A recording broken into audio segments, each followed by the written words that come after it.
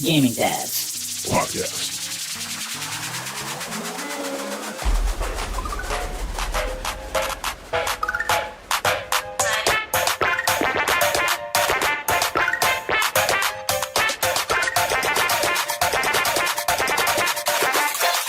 Y'all ready for this? Yeah, baby, yeah! Ladies and gentlemen, welcome back again. Season 2, Episode 2 of the Gaming Dads Podcast. We're back. My name is Tharoah, hanging out with Scotch. How you doing, buddy? You doing good, boss? Yeah, I can't complain. Good. You know, coming off a really good episode last week. It was a pleasure having Philly on. And I think a lot of people really, really liked that episode. Well, Philly was just such a great, guy to interview. He was so cool and want to have him on again for sure, as we were saying in the last episode. Like you're saying, great start to season 2. Feeling good. Yep. Feeling good. Upgrades as usual. Yeah, we're just moving right along. I mean, to kind of give everybody out there an update as to what's going on, we've now surpassed about 200 unique listens per week. So we're just kind of growing and growing. Yeah. And we definitely appreciate it. Get our name out there and let people know the Gaming Dad Podcast exists. Spotify, Google Podcasts, Apple Podcasts. We're on Twitter. We're on Discord. I'm Scotch and Tharoah guy on Twitter. You're Tharoah on Twitter. We've got the Gaming Dads Twitter. We've got the Gaming Dads YouTube channel. There's still no uploading excuse. there. No excuse. No excuses not to listen to the Gaming Dads podcast. I do want to give a quick shout out because you may have heard at the beginning of the episode our new intro, and you'll hear our new outro. Yep. And I want to give a big shout out to our new editor who edited the last podcast episode, season 2, episode 1. He's an old friend of mine, only roommate I ever had in college. Ooh. Buddy of mine. I'm not gonna reveal too much about him. We'll probably have him on at some point for a segment, Sure. just to kind of show him off, that sort of thing. But he has done a lot of work for us. Again, upgrading the podcast and adding new sounds and everything that we wanted to kind of Wait, show him off? Is he like a new Camaro? maybe. Oh, okay. He's kind of hot. Oh, there you go. Okay. I'm fine with that. It's funny because he's going to have to edit this and listen to it. So Yes. that's good. Yes. That's good. So if he doesn't enjoy that, I don't know what to tell you. But no, I definitely want to have him on just to kind of introduce him, and because he's got his own stuff going on as well. He's got a couple podcasts that he does. He does a lot of the editing for those podcasts. I think he in his own career, he's doing a lot of editing, that sort of thing. So I definitely want to have him on just to kind of let him showcase himself, talk about the other stuff that he's doing. That sort of thing, just because he's doing a lot of work for us, and I just greatly appreciate it. And not to mention that it takes a huge weight off my shoulders.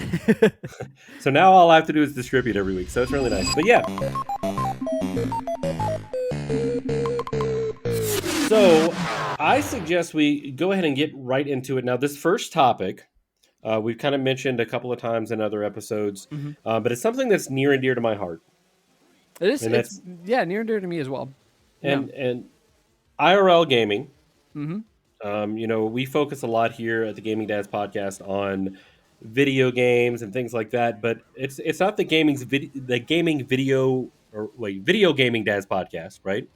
It's the Gaming Dads Podcast. So, talking about IRL gaming, and the first one, of course, is D&D, Dungeons and Dragons. That's the classic one. It is. That's the one that's kind of like the when you think of the nerddom, right? You think D&D. Well, and here's what's funny about it. So, I'm in a D&D campaign right now. I drive. It's about every 2 weeks. I drive about an hour north to go play with 1, 2, 3, 4, 5, 6, 7, 8 other players. It's a pretty big game. And what's funny is anybody who's listened to the podcast knows that I hate turn-based anything in video games, but I love it in D&D. It's weird. So you hate the classic RPG or the right, like Pokemon. Right. But when it comes to IRL turn-based, it's fine. Right. Because, I mean, I guess in those games, I'm kind of constricted by whatever's in the menu. Right. And in D&D, if I'm like right now I'm playing as a wild mage, if I want to just turn around and, throw my hat at a goblin running at me, I can. Or Well, I it's can lay down on the ground and not do anything, well, or and whatever I want. that's what the great thing about D&D is it, you know, with video games, it's really hard because you're constricted to what the video game gives you. So like with Right. Skyrim, like you can role play with Skyrim. You can do Sure. that, but it's very hard, especially when the mechanics of Skyrim pull you towards being a stealth archer. Right. Like, and I mean that's the classic thing. Like everyone in Skyrim is like, oh, I'm gonna be a battle mage. Right. Every single dungeon is you with a bow and arrow sneaking. Exactly. So and the D&D is so great because it gives opportunity to every class. Right. So and it allows you to create the exact experience that you want to have. I'll give you an example. So I was in a D&D campaign with me and my buddies. I was a rogue half elf, right? Right. And he's kind of like this kind of weirdo, like not weirdo, but definitely like loner character who likes messing with people. Mm-hmm. So what I did during a certain fight is I would hide, or I would give like, what is it? What's it called? I would like assist another player. And the way I would do it is I would whisper in their ear very softly. Creepy. And just to kind of mess with them, because that's my character. Right. And at one point, I whispered into another character's ear, and I kissed him on the cheek. Oh And my God. because I'm a rogue, I was hidden, so he didn't see me. So our DM, he had him roll for Constitution, and he rolled a 2, and he pissed himself. Oh, that's about right. Well, I mean, and that's the thing. So, like, and don't get me wrong. So the DM pretty much makes the game, Yeah. right? I think why D&D has a special place in my heart is, I learned with military buddies when I was downrange. When you don't have electricity, and you're looking for something to do, I would just start a D&D campaign, and we had a lot of fun doing that. Wow.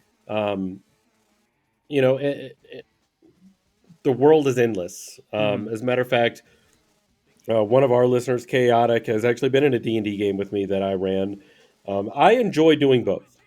9 times out of 10, I get stuck as the DM, just because that's just how it ends up working out. So it was really nice to be able to play in this game and be a player.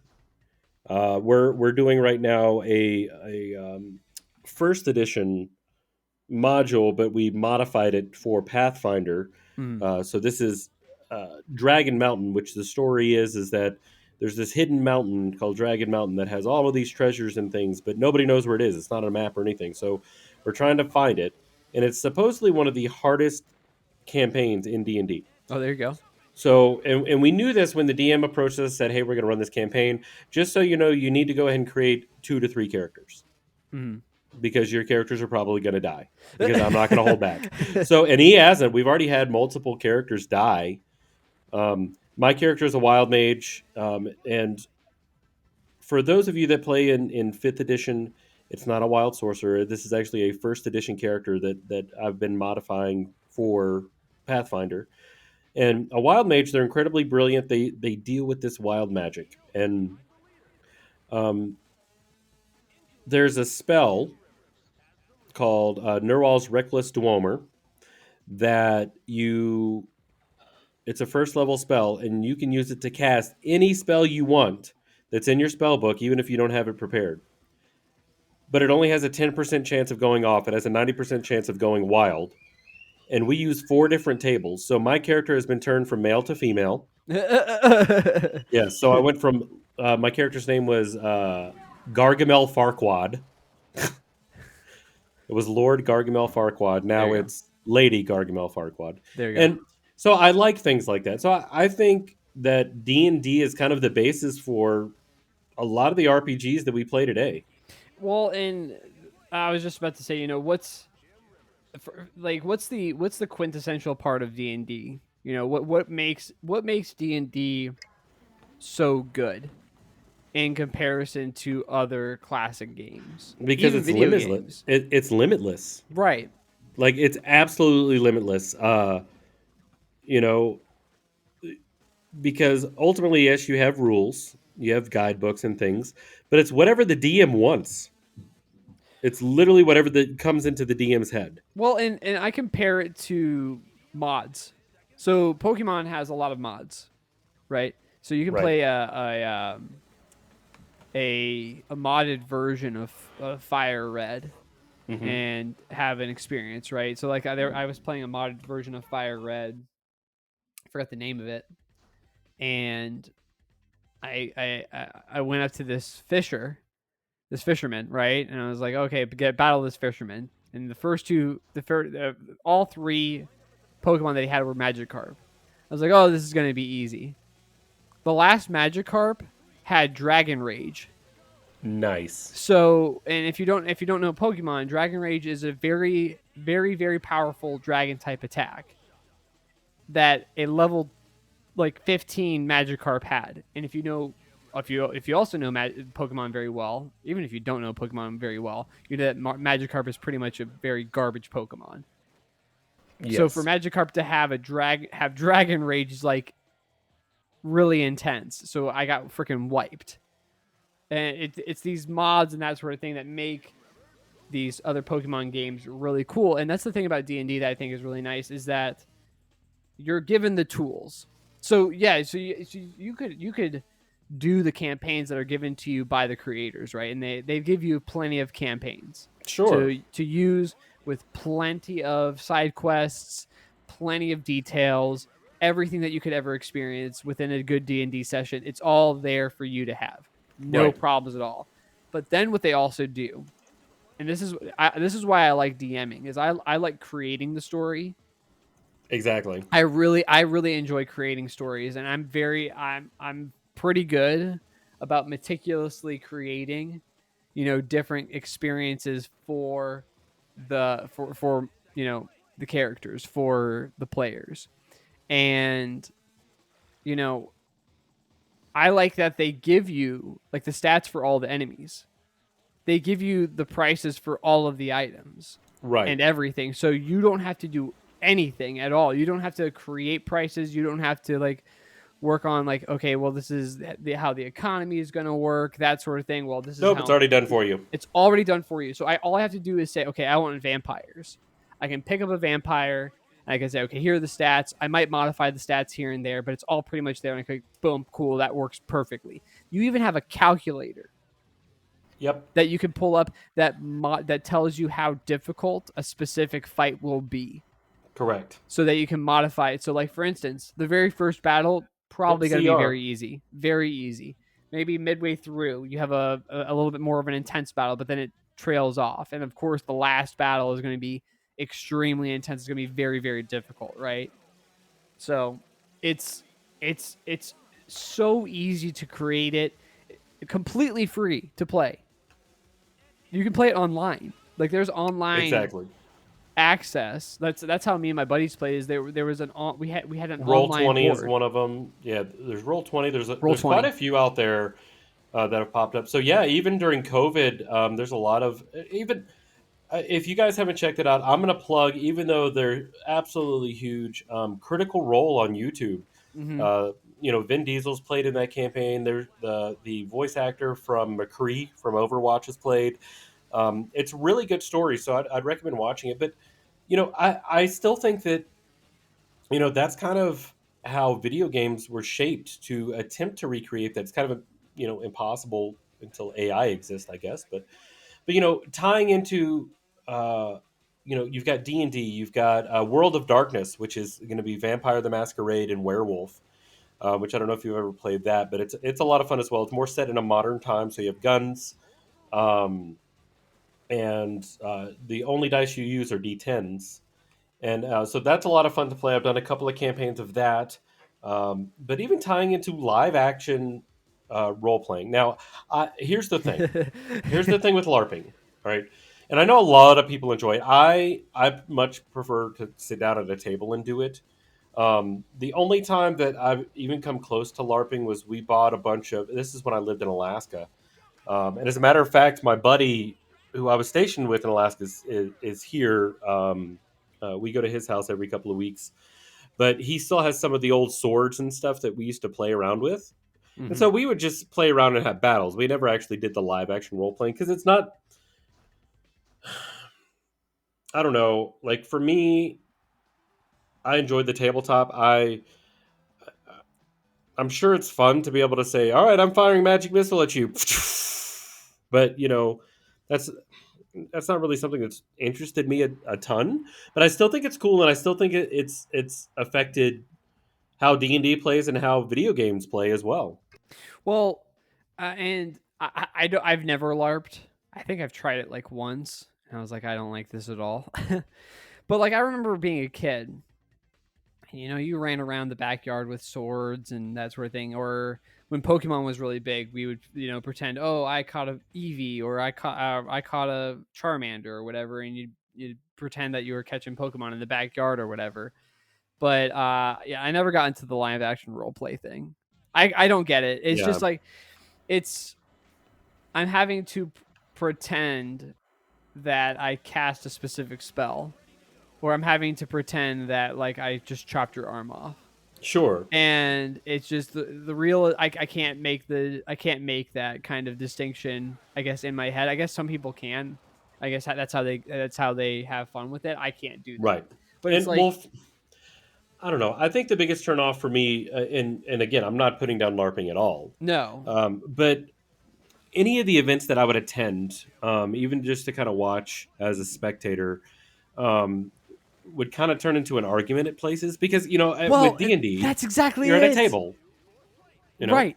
what the DM says goes. Yeah. You know, and you have people that are controlling that battlefield, but they're like, oh no, you can't remove my hand because of blah blah. And Yeah. that's kind of what turned me off. Now I thought it was really cool, like the costumes, like people go in depth with their cosplays and Hmm. with makeup and all of this and creating these characters and these backstories, and it's really really cool. But I much rather use my imagination to picture what's going on, or even use little Right. models. Well, that's the reason why I couldn't get into the LARPing thing, is because of the railroading aspect. Because you're gonna have that person. You're Fortunately for me, I had the unique experience of not ever having to have anyone in a D&D session railroad. Right, I've always had just people who are like accepting of, okay, this is just what happens. That's right, how it goes, and that's it. Okay, and I'm not gonna come up with some crazy skeevy way of making this work in my favor. right, Like if I get hit, I got hit. Like that's just it. I can't like, oh well, I didn't do that. I did this. Oh, well, that's not what you said. Okay.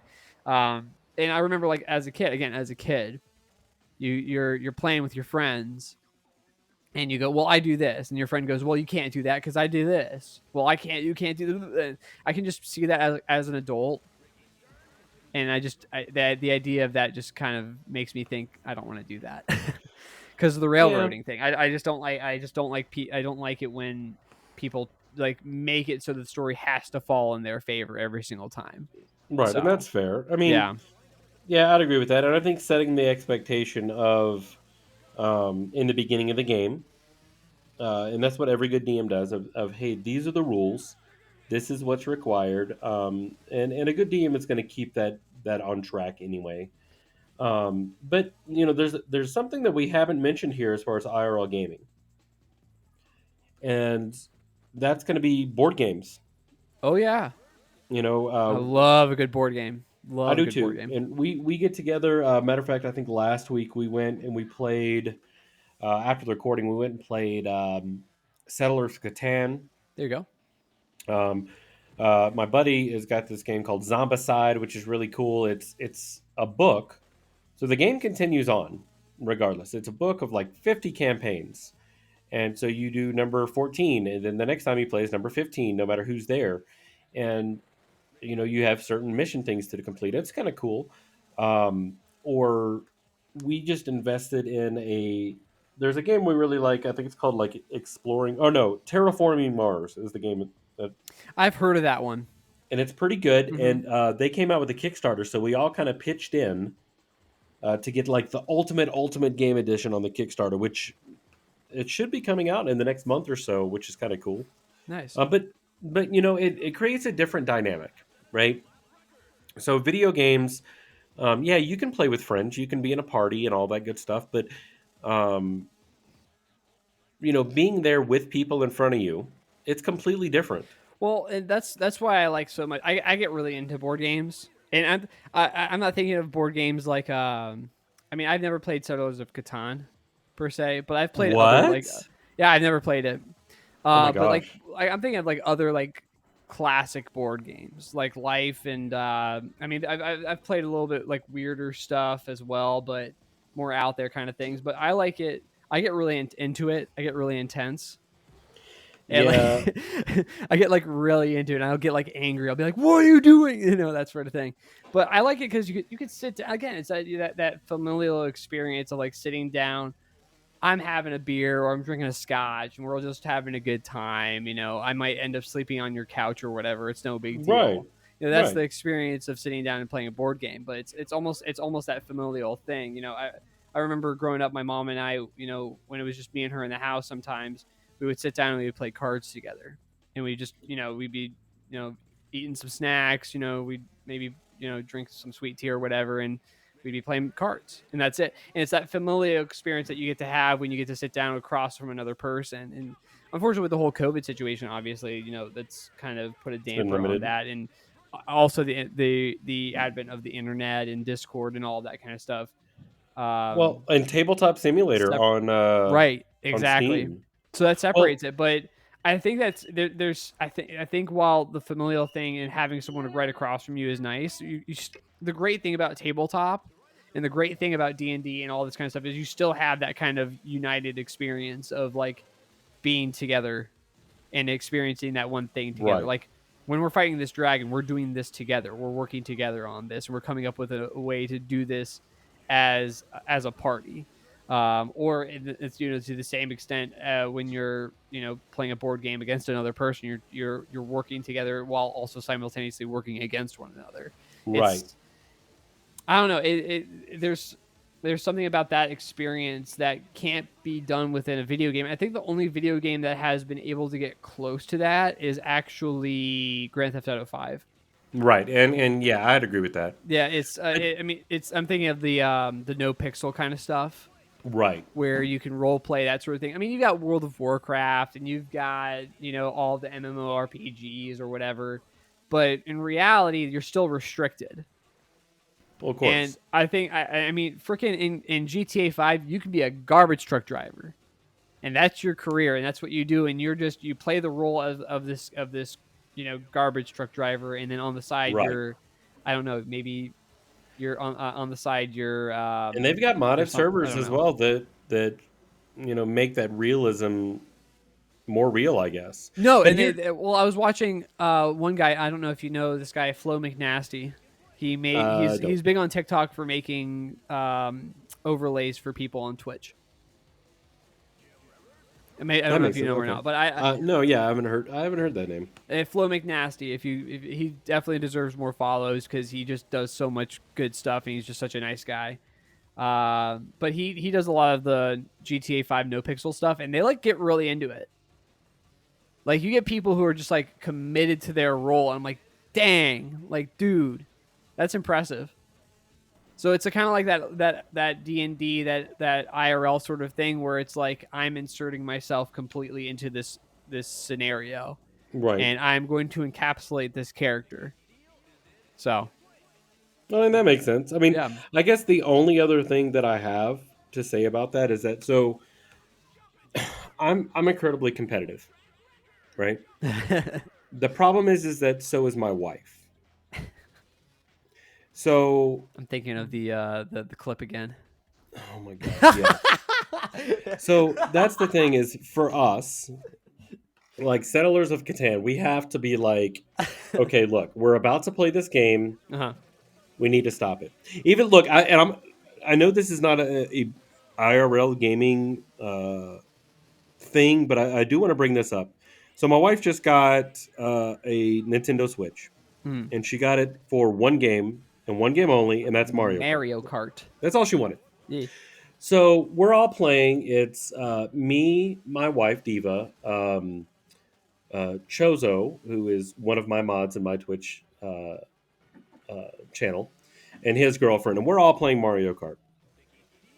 And oh my gosh, the amount of times that either one of us said, "All right, you know what? I'm done. We're getting a divorce over this Mario Kart race." It's like the or it's the married version of Rage Quit. right, or look, you're sleeping on the couch or whatever, and and it's from simple things like just playing the game. Like we were playing Battle, I think, and I hit one of her balloons, and she got so angry, and vice versa. So we have to be very careful on the games that we play together. Right. Because we're both incredibly competitive and we're a lot harder on each other than what I would be with someone else. Mm-hmm. I mean, but yeah. I Well, don't know. on that same vein, Yep. there, a lot of the big thing with these IRL games is that it's a lot about the story, right? Like D&D in particular. What really pulls me into a D&D session is if a DM is able to create a very, very compelling story. Sure. And that's what I tried really, really hard to do with my when I was a DM. I created a whole campaign that was centered around ancient Greece, and one session was we ended one session with them having a party with with the King of Sparta, because it was centered around when Spartans were fighting were at war with they had just finished the war with Athens, Right. Sparta and Athens, and so you had the King of Sparta, right? And they had this giant banquet and everything like that with the King of Sparta, and one of the characters is a drunk brawler, and he punched the King of Sparta in the face, knocked him out for a second, and the king got back up and he cheered and everyone freaked out and they all drank the whole night. The whole next session was them trying to figure out what the hell they did the night before because they all blacked out. Nice. So it's just creating that story and creating that experience and allowing them to have that, and we talked about lore in video games, right? Lore is like the kind of overbranching different things that you kind of discover within the game. Sure. You read a note and, it explains something a little bit more. But we didn't really talk about the story within the game, really, did we? No, not really. Yeah.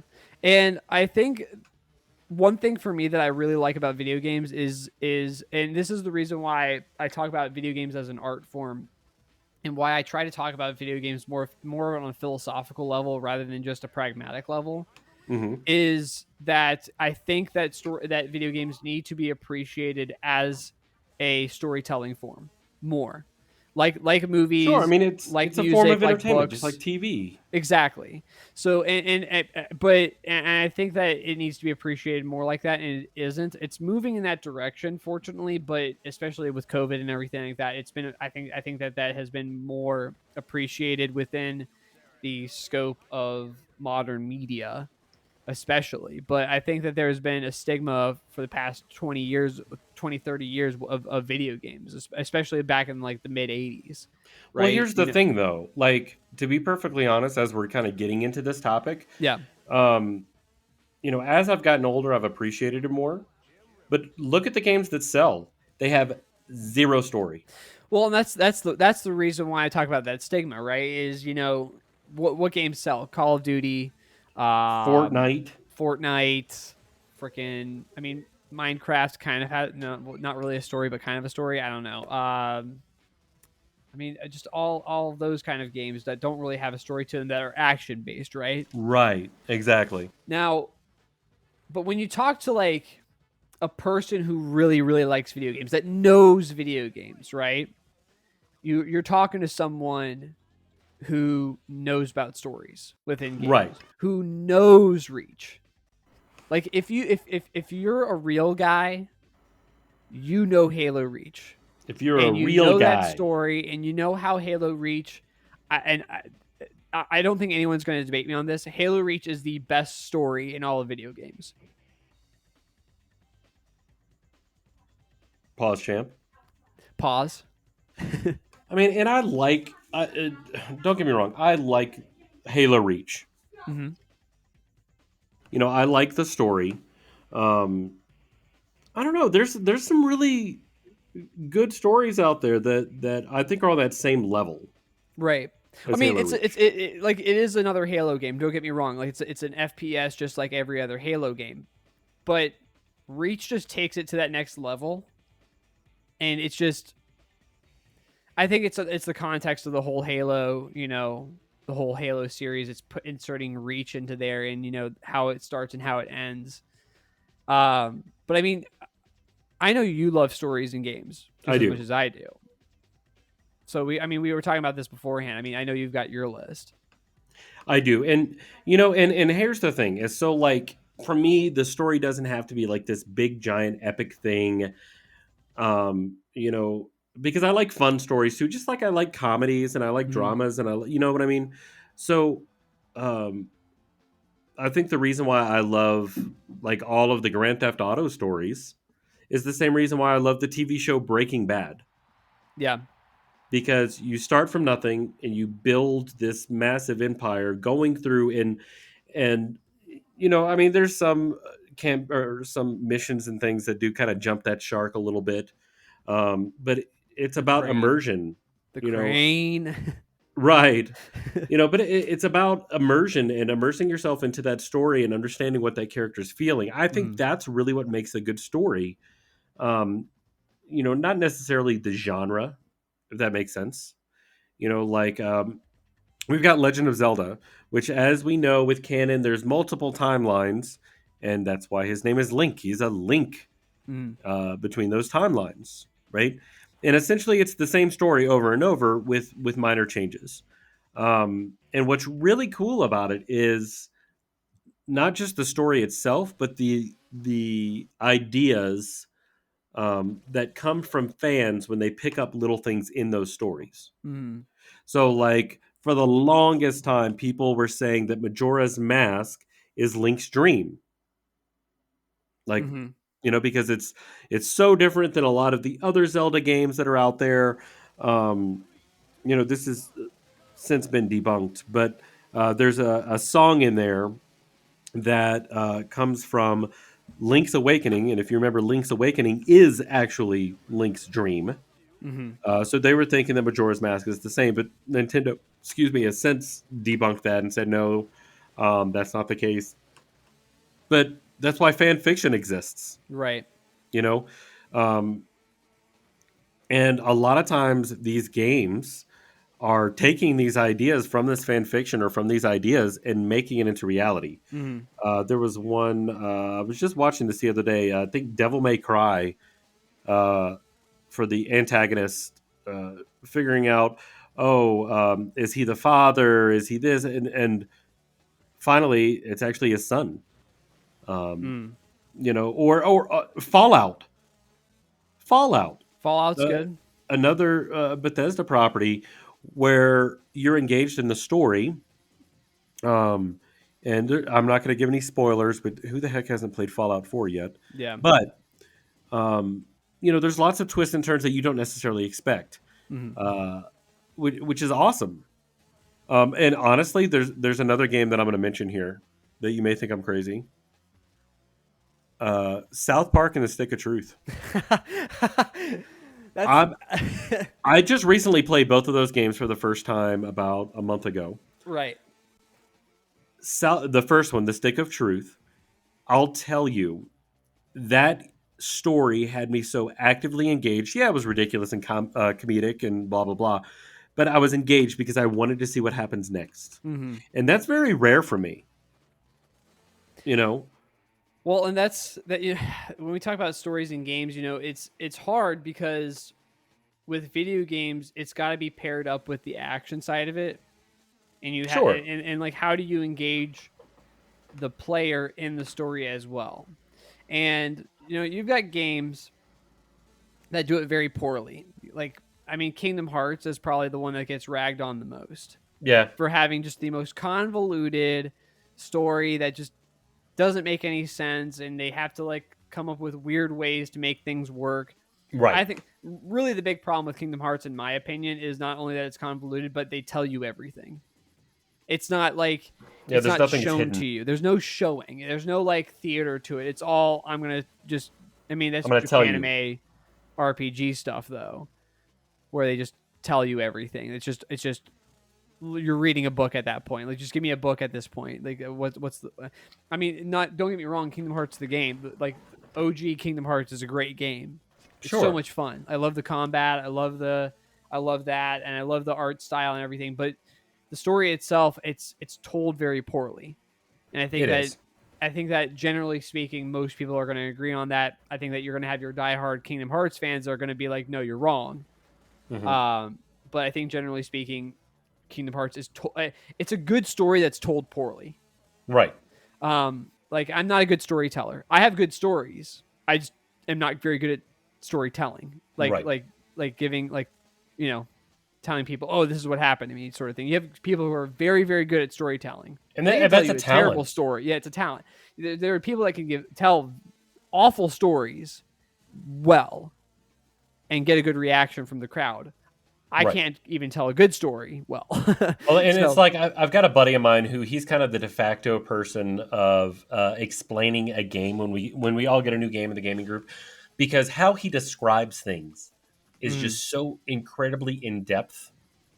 Shout outs to Tharak, by the way. There you go. But it's incredibly in depth. He's very descriptive. The words that he uses, and that's why he's such a great DM. Going back to D&D, because he paints that picture for you, but not to the point of literally just painting the picture. He gives you descriptive terms so that you're picturing this thing in your head on how this works.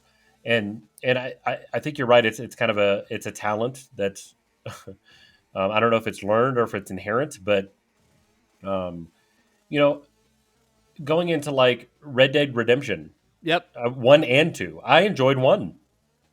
I enjoyed the story in 1. Following John Marston, looking for his family, and all of the hardships and things that he's faced along the way on trying to get revenge. And, I think that's a great story. Same thing with Red Dead Redemption 2. Well, and to bring up that point, right? Showing, not telling. And I think there are 2 points, and I'm going to bring up Red Dead 2, and I'm going to bring up Halo Reach and make a comparison here. And I'm going to compare it to a movie. It's called Of Gods and Men. And I think I've brought it up before on the podcast, but I think that everyone should watch it. It's a movie about these monks in, I think it's Turkey, Middle Eastern country. And there's a civil war going on. And the whole point of this monastic community is that they take a vow of silence. And so the whole movie is a lot of showing. I think there's maybe 150 words, 200 words total said in dialogue. Maybe. Right. The rest of it is, I mean, there are scenes, there's a whole like 10, 15 minute scenes where not a single word is said. So it's a lot of this showing sort of thing. And I'm going to make a comparison with video games here with Red Dead and Halo Reach. Halo Reach, the very end of that game, you don't get on the helicopter. Right. And nothing is said between the guy who's leaving and you. Not a word is said. And yet you 100% feel everything within that moment. You know exactly what's going to happen. You know exactly how it's going to end. Not only because you knew how it was going to end from the beginning, but you knew exactly what was going on in that moment. And you knew how each person felt in that moment. Right. Because you knew it's what had to happen for the mission to succeed. But at the same time, it's just like, damn. And you just feel that. And you feel that through that exact feeling all the way up until the credits of the game. And Red Dead has that exact same thing as well, where not a single word is said.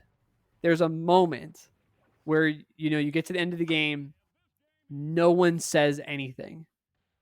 And yet that speaks more volume than any sort of, any long-winded monologue that you could ever think of. And the reason why that works so well, those specific moments, so of Gods and Men, Halo Reach, Red Dead 2, is because of the story that's been built up there for you.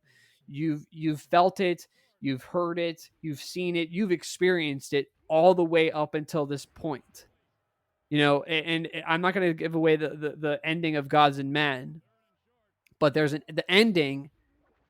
You feel that, you feel Right. all of it, and it's because of the way that story is told and it's presented. And Well, and I'll tell you this, and I don't think we've had this discussion. I've had it with some of my gaming friends as well. There's quite a few games out there where the protagonist doesn't speak at all. mm-hmm. For example, Link doesn't speak. Yep. It just doesn't. And some people don't like that. I like that because it more personalizes it for me, I guess. Um, I don't Well, know. I think it depends, because it's like you've got Link, and I think that Link is the perfect silent protagonist. I think if you're gonna come up with any silent protagonist within any genre, you've got to put Link there in that list.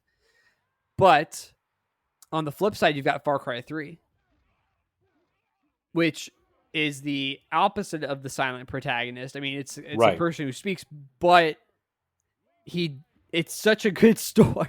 Like, that story is just so well done that It is. it fits perfectly, because you're so used to being the silent protagonist, especially in FPSs. I mean, that's the classic thing, is just, okay, have the person be silent, that way that person can get immersed. Well, in Far Cry 3, you aren't silent.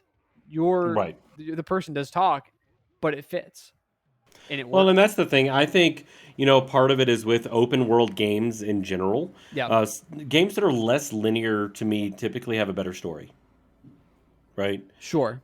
So bringing up, there's an old game on Xbox 360 called Mercenaries, which is a really good game, non-linear, open world, GTA, all of that. Now, I'm going to bring up one that I may get some hate on, Probably. but I really don't care. I think I know where you're going. Assassin's Creed. Oh. So, I used to be a huge Assassin's Creed fanboy. Sure. Played every single game all the way up until Unity, because Unity was so broken. I did 1 through Revelations. See, and I loved like 1, 2, and 3. I loved the idea of moving between, the future time and the past to try to figure out something going on. Mm-hmm. The idea of the Knights Templar and this conspiracy, and how it exists through time, and it was a really cool concept. And at the end, I think it was 3, where the main character, who we've been following for the first couple of games, makes the decision to sacrifice himself. And I don't know. I enjoyed the story. Now, the reason why I'm kind of shy from the newer Assassin's Creed games is because I feel that they've gone away from that and gone to more of this like choice-based RPG type game, Mm-hmm. right? And don't get me wrong, I 100%ed all of those games up to Unity, 100%, every collectible, everything. And it was incredibly monotonous. The gameplay was not the greatest, but I think the story behind it was good, good enough that they made a movie. Mm-hmm. That there's books and things out there about it. Mm-hmm. And I think the concept is really good. I think the execution wasn't as great.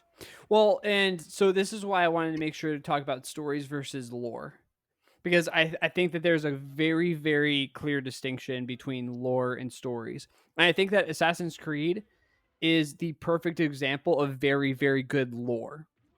Because, I mean, you'll research all day long different things about Assassin's Creed, and like go into the deeper kind of understanding of like what the world they're creating is. I mean, God, Right.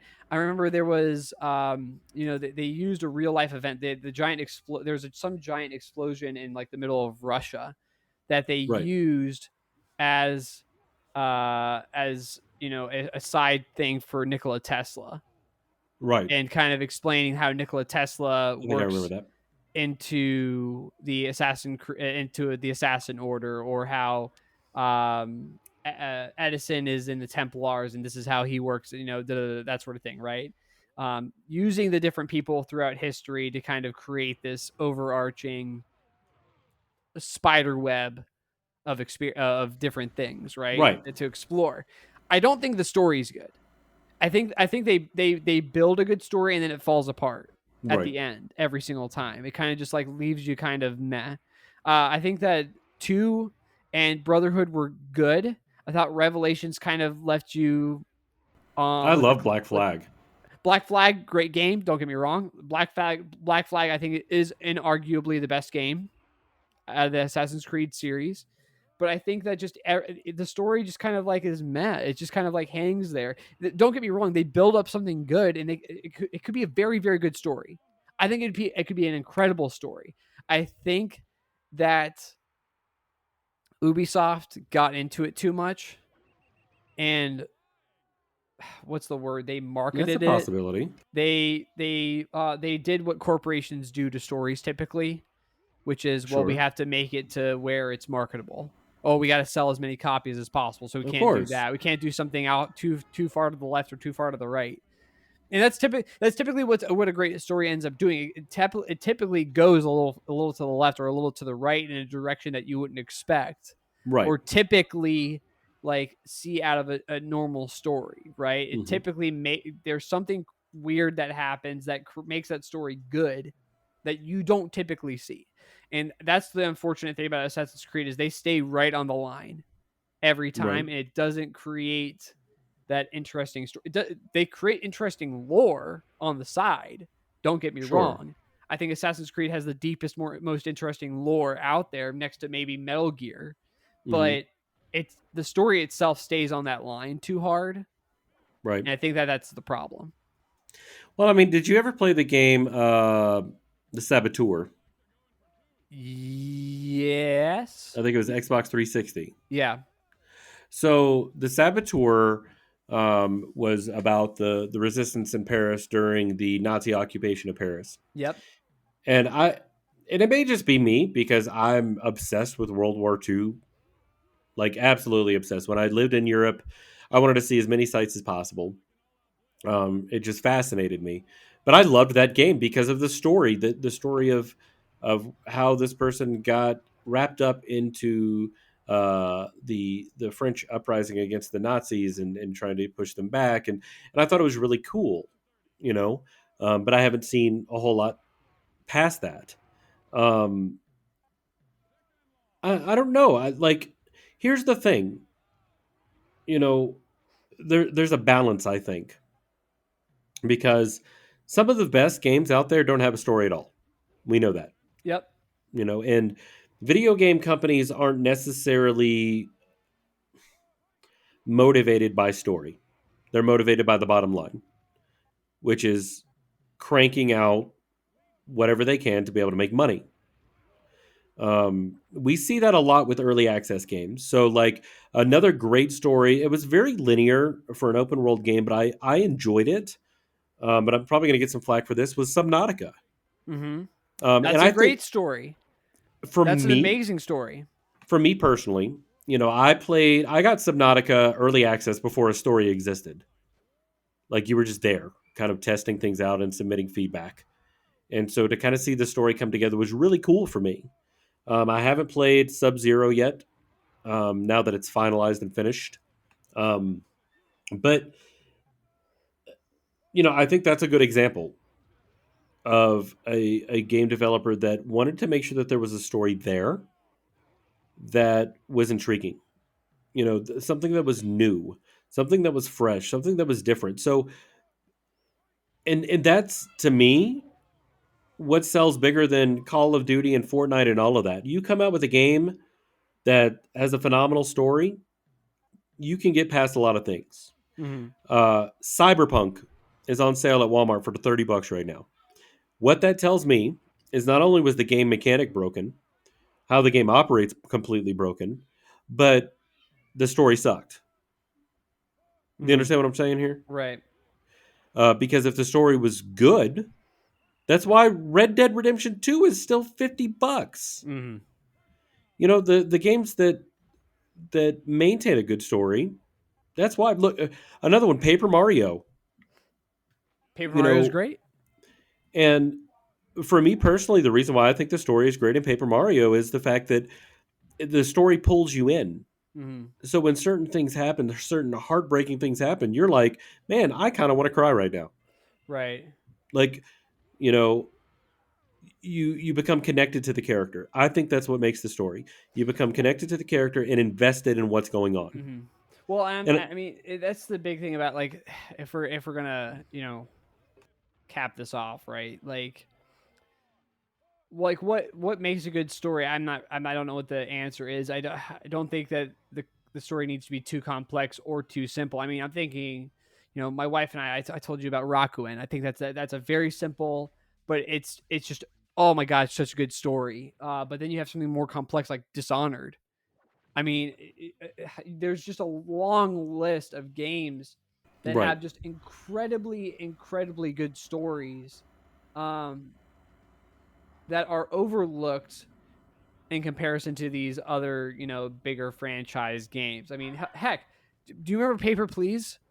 yes, Papers, Please. Oh my, that story was so good, yep, and it's barely a single word is said, but you get the feeling, you feel the emotion of what is going on in that story, uh, to compel you to do what you're doing.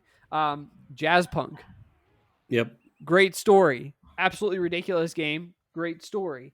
On the flip side, you've got Just Cause 3, amazing game. Don't get me wrong, sure, horrible story. yeah, The I ending to agree. that game was absolutely. I was like, really? That's Yep, it? Like, this is ridiculous. I don't know. I agree. But it you know, and as we're capping this off, I kind of tie that to Star Wars, Yep. and I'm talking the movies right now. Mm-hmm. Um, what makes a good story is subjective. That's why it's hard to define. Yeah. Um, for me, again, it's something that's going to wrap me into whatever's going on and make me invested to see what happens next. That's why I loved The Stick of Truth. I wanted to see what happened next. I wanted to see, what's new, I guess. Mm-hmm. Um, but the expectations of a good story, it's subjective. Mm-hmm. And I'd like to bring up Star Wars. That the fact that the three newest movies that were brought out, it didn't matter what they put on that screen. Somebody was going to call it bad. Mm-hmm. It did not matter.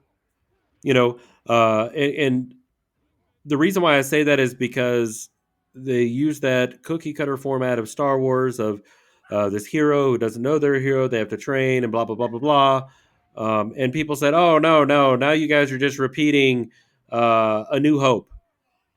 And so what did they do? They started changing it up and changing the story. They're like, "No, no, no, no, no, no! Go back to Star Wars canon. This wouldn't be canon. This shut up, stop it." A good story pulls you in, Mm-hmm. right? Lets you feel emotion, whether it's comedy, laughing, whatever, and makes you invested in what happens to this character. What's the ending? You know that's why Well, people hate cliffhangers. yeah. Well, and it like Inside. Inside's another one. Yep, Not a single word is said. but you know the story. You're completely pulled in, though. Agreed. And that's all I want from a video game, is to be pulled in, is to be like in that experience, So, Yeah, I agree. but I think we can finish up with one more topic. What do you think? Yeah, I'm cool with that. Okay. So big news. I think I wanted to make, well, really, I just wanted to make sure that we talked about this because this was the big news. I saw this on Twitter just the other day. A little bit of outrage, a little bit of, I don't know. I know we talked about this a little bit beforehand, but actually, we talked about this at the end of season 1. Activision and Blizzard. Turns Right. out they are laying off 190 employees. Pretty big thing. Right. Whenever you see a big layoff in that within the gaming industry, usually does not, usually sounds an alarm. Typically, now I know you've done a little bit of research on this, and you've got your opinion on that. So I'm going to let you take the wheel here. Well, all right. So, there's a lot of speculation around it. And I kind of got triggered and got into some, we'll use the word discussion on about this. So Activision Blizzard, they're saying, oh my God, this is ridiculous, laying off employees. The CEO's getting a big bonus because stocks are great. Well, when you start getting into the nitty gritty of why they're laying off people, right? And actually looking at the investment reports, looking why this is happening, it makes sense financially, okay? And because most of the divisions are, so they're realigning their international locations, right? And most of the layoffs have come from the live event side, and the actual manufacturing of the game. I'm not talking about the development. I'm talking about the actual making of a disc. And their thought process is that and this is a direct quote, players are increasingly choosing to connect with our games digitally. Mm-hmm. And of course, with the current pandemic, the esports team has had to modify what it's doing, right? Guys, I'm going to say something really harsh and really straightforward. These game companies aren't here for your pleasure. Mm-hmm. They are here as a business to make money, to sell games. That's it. Just like in your own home, if you've got a subscription to Netflix that you never ever use, right? You're not just going to keep it just because, oh, well, we got to make sure we're helping out Netflix. No. Activision Blizzard's doing great. They're making money. There's no reason to just waste money just because you have it. Okay?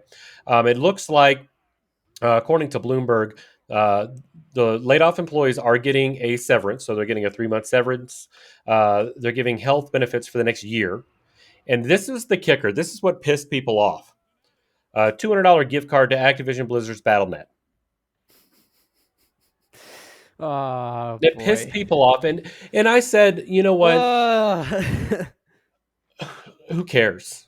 They could have said, you know what? We're firing you all and we're not giving you anything. Right. Right? I think that's just funny. I It don't is even funny. I don't even think that that's bad or anything like that. I'm just like, that's kind of like, why? Like what like why? Yeah, I don't even know. But it looks like layoffs do include some employees at Activision-owned mobile firm King. That developer King mainly focuses on the mobile side, so like Candy Crush and things like that. It looks like through the Overwatch and Call of Duty series, a lot of the travel-oriented productions where they would go and do these events, a lot of those people have been laid off. And it makes perfect sense to me.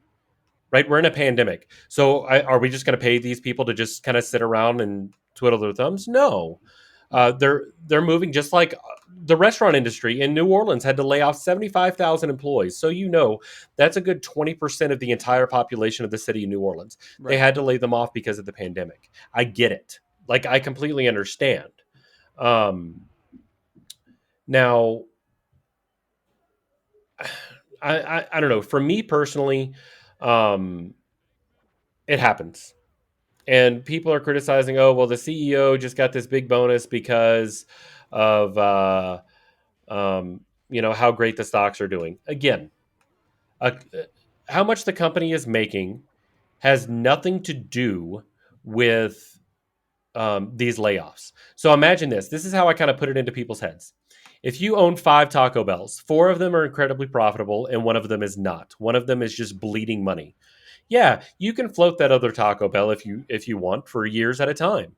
But you're just literally, you might as well take money and set it on fire for no particular reason. Mm-hmm. What are you going to do? You're probably going to close down that Taco Bell that hasn't made money for quite some time, and reinvest into something that is going to continue to grow the company and create more jobs over time. And no, and I know I'm going to get hate saying, "Oh, you're simping for big companies." No, not at all. Right? I'm explaining the logic behind it. If you personally in your house are just wasting money, you're going to find ways that, yeah, I could cover that $15 Netflix subscription that I never even look at. But why? When I could use that money for something else. Well, and here's the bigger thing, right? So you're saying it's hard to talk about this because it's like you don't want to talk about this when it comes to video games because I mean I've said this before, like video games is like this very protected thing within the community that it's like you don't mess with this. We don't gentrify it. We don't make it something that it's not. We don't monetize it, whatever, right? But that's the thing. It's a product that's presented to the public, just like books, just like movies, just like Correct. music, whatever. It's all presented to be sold. And I think that that's one of the problems that we have to overcome as gaming, as a gaming community as a whole, is that that's just the way it is, right? And I think that one of the things that we've talked about constantly is that we are sold what we buy, Right. like you said, right? So I mean, why would Activision Blizzard dedicate all these people and all this time and all this money to hard copies of video games When people aren't buying them. we're not buying them? What's the point? Like, Right. I'm not going to produce a product that no one's going to buy. If everyone's buying the digital copies, well, then I'm just going to do that because our digital copy sales Of have course. gone up. I'm making more money off of digital copies. Why would I continue producing and selling something that I'm not making money off anymore? And I'm this just not going to do it. This is true across the board. Taxpayers in the United States have supplemented the movie industry for the longest time, right? We saw with the pandemic, with the shutdown, they get millions and millions and billions of dollars in bailouts to keep movie theaters open. It's dying. Yeah. Like, why? Because especially in the pandemic, these companies realize, holy crap, I can charge the price of a movie ticket for people to have a viewing in their home day one. I don't have to pay a movie theater. I don't have to, help supplement a building, right? Right. People get so fixated. So, like the airline industry is a 100% perfect example. And you like flying, I like flying, but let's face it, the commercial airline industry has been a failure for 15 to 20 years now. Why? Because the price of fuel's gone up. The American public has had to bail out these companies multiple times because people don't want to pay, to cover those fuel costs. So the companies try to find unique ways to be able to make that money just to break even. But it's dying. Just how trains died. They did. Why? Because now in the year 2021, if I want to go to California, which is about a 10-hour drive for me, or if I want to go to Vegas, which is, a 10 to 12-hour drive for me, I'm going to get in my car and I'm going to drive. Right. I don't want to go to the airport, take off my shoes, go through security, wait an hour, get on a plane. Yeah, I mean, it's less time, but it's a hassle with kids. It's much easier to throw the kids in a car. Let's make a road trip. We're going to stop at roadside attractions. We're going to get Wendy's for lunch. We're going to do all of these cool things. So, but we keep the airline industry afloat. Yep. Right. And it's super frustrating. But it's the same with the video games. Like I don't get me wrong. I feel bad for these people. The people that were laid off. I've been laid off. I was laid off in New Orleans during the COVID pandemic. What did I do? I relocated. I figured out a different career path that's going to be a little bit more stable for me and my family. And that's what made it easier, I guess. Does that make sense? Well, and the nice thing about this is that, like, most of the time with these layoffs, especially within the gaming industry, 95% of the time, these people are getting jobs with other developers. Right. Or other companies. It's not like they're, like, just homeless all of a sudden. Exactly. That's never, because again, 95% of these people are talented individuals who are highly sought after. So the reason Exactly. why they're working for Activision Blizzard is because they're paying them the money to be there because they're worth being there. So Exactly. most of the time, what ends up happening is these people end up going to smaller developers.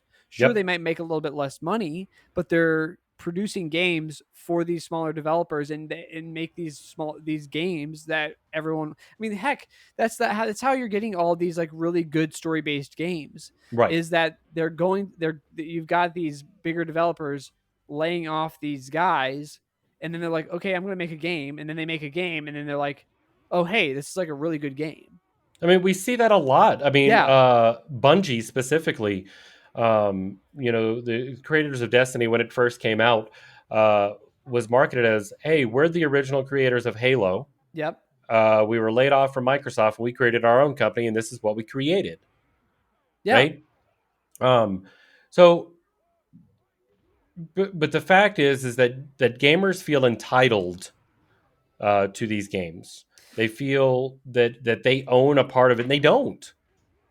Yeah. We brought up the example. What was it? Smash, where Yeah. Nintendo shut down the online play for Smash Melee. Was it Melee? Yeah, it was Melee. I think. Yeah. But when I respond with things like, guys, if they wanted, they could wipe every copy of that game off the planet, right? They could say, hey, anybody who uses this for broadcast, we're going to go after you legally. And they would win. Why? Because, again, they own the property.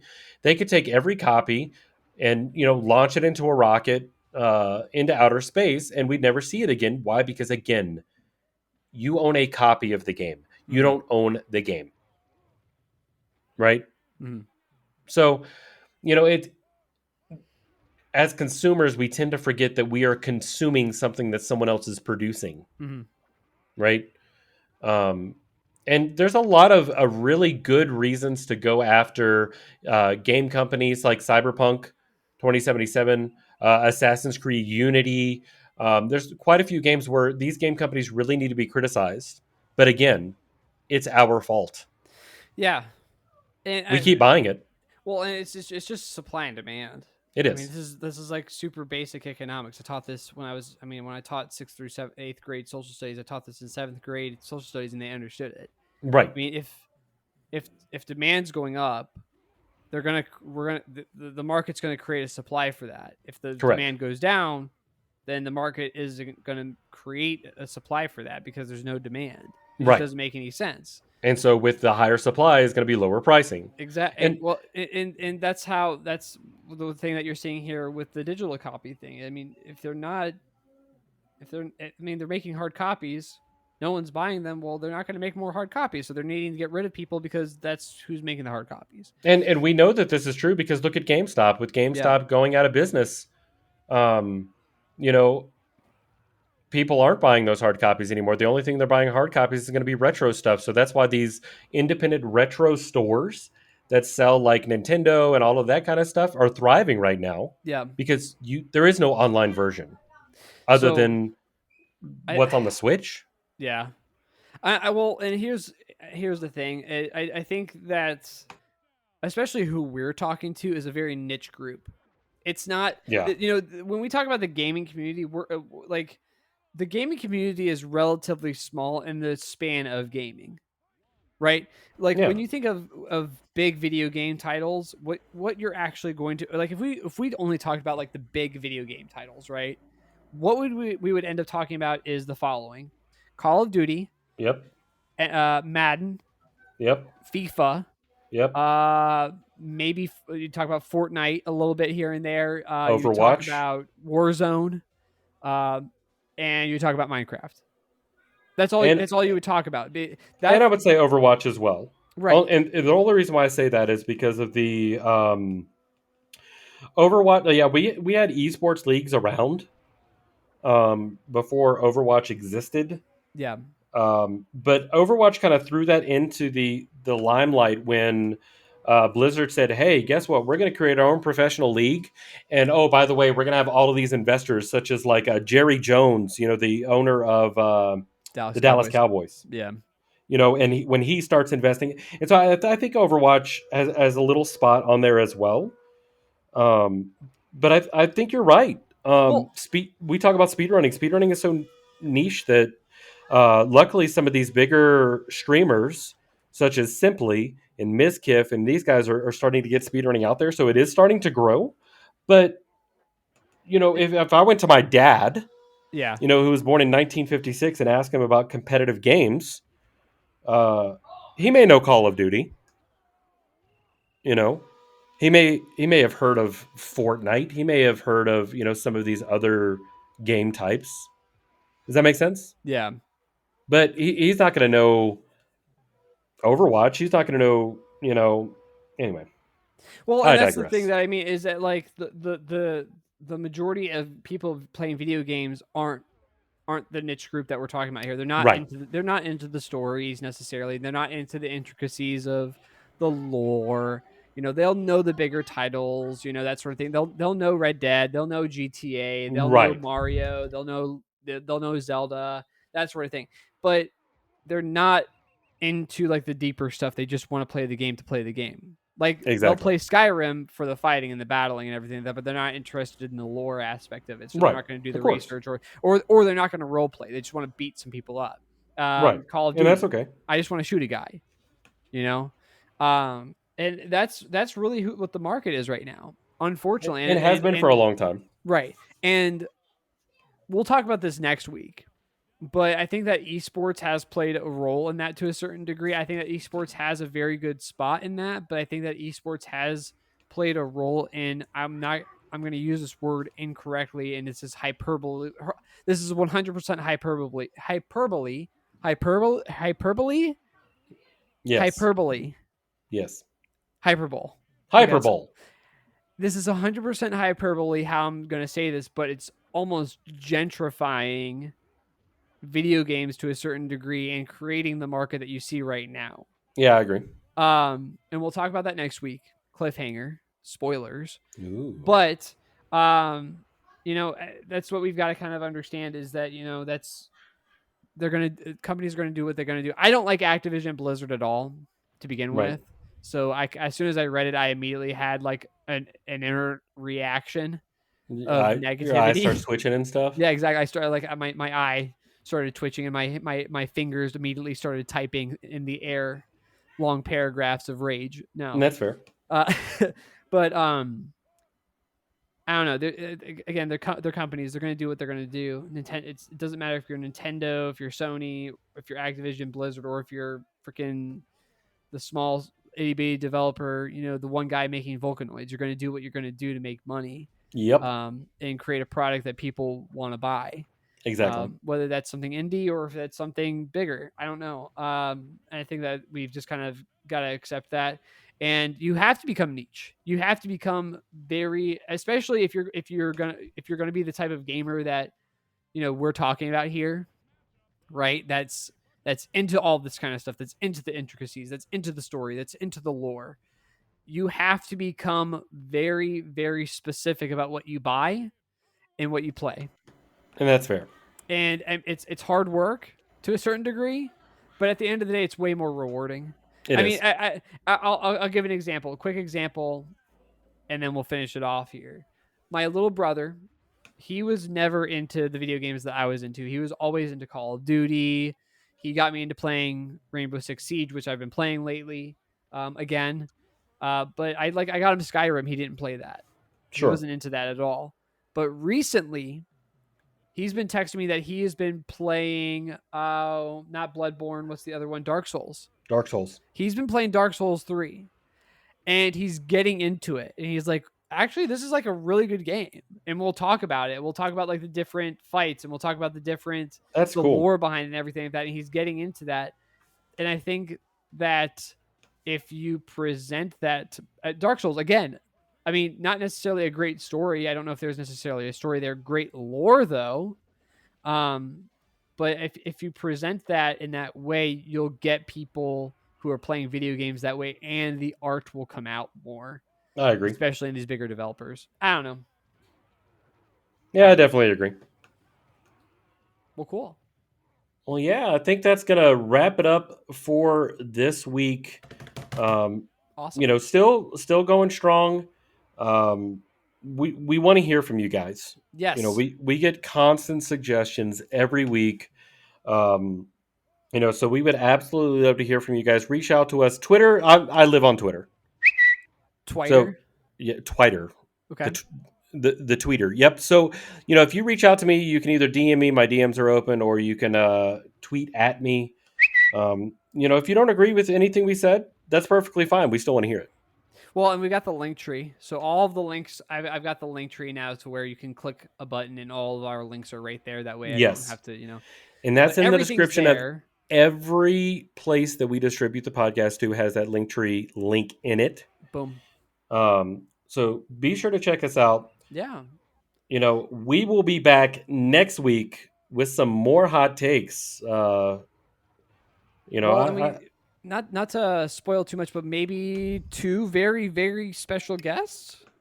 Question mark? That's a possibility. We're trying to work it out because these individuals, it's hard working around their schedules. It is. Hint, hint. But we're trying to work that out. Again, a couple other things here. Again, we're on Spotify, Google Podcasts, Apple Podcasts. Check us out on Twitter. Check us out on YouTube. We're everywhere. Everywhere. Thank you so much to our new editor. Again, outro, intro is on point, and we love it. And Agreed. Am I missing anything? No, that's going to be it. Well, again, thank you so much for listening. Really appreciate it. Share us to your friends. Share us to your family. We love doing this, and we love gaming. And as always, good gaming. Absolutely.